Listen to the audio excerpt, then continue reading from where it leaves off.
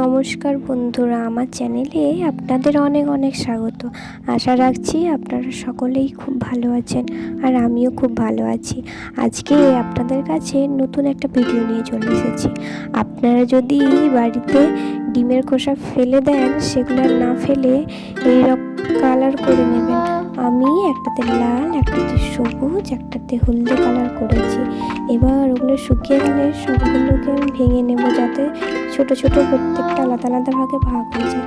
এরপরে একটা বাড়তি কৌটো, যেটাতে আমি প্রত্যেকটা আঠা দিয়ে একটার পর একটা সুন্দরভাবে বসিয়ে দেবো। যাতে এমনভাবে বসাতে হবে যাতে একটার সাথে একটা সুন্দরভাবে অ্যাডজাস্ট হয়ে বসে। দেখুন কত সুন্দর লাগছে। এরপরে আমি হোয়াইট রঙের ক্লে নেবো।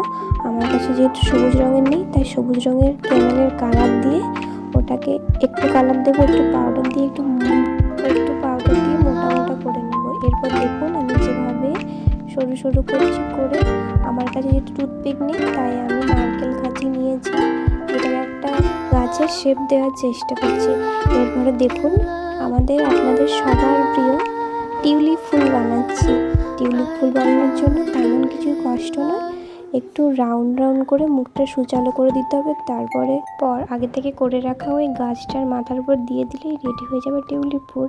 এরপর ওই বাটি কৌটোতে যে বেড়ে যাওয়া যে অধিকাংশ ডিমের খোসাগুলো ছিল ওগুলো, আর কিছু ভারী করার জন্য আমি কিছু পাথর দিয়েছি। এরপর সবুজ রঙের ক্লে দিয়ে নেব। তারপর একটার পর একটা সুন্দরভাবে গাছগুলোকে আলতো হাতে বসিয়ে দেব। আমি যতক্ষণ গাছগুলো বসাচ্ছি, আপনারা আমার চ্যানেল নতুন হয়ে থাকলে চ্যানেলটিকে সাবস্ক্রাইব করে দেবেন, ভালো লাগলে একটি লাইক করে দেবেন। টাটা, দেখা হচ্ছে পরের কোনো ভিডিওতে।